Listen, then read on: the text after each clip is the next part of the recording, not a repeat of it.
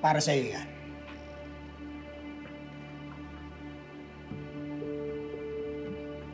Mabuti naman at may concern ka pa rin sa akin. Sana naman karoon ka rin ng tiwala sa akin.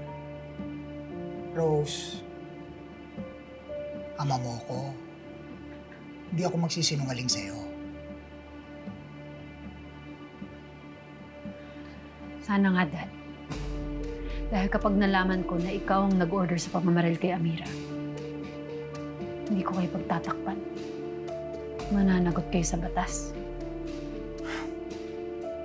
Ang bilis mo namang maniwala sa mga ibinibintang sa amin. Pero yung pagkakakonfine ni Amira sa mental hospital,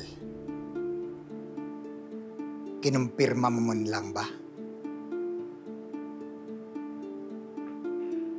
Sa dami ng kalokohang pinagagawa ng Amirang yan sa pamilyang to, pinapanigan mo pa rin ba siya?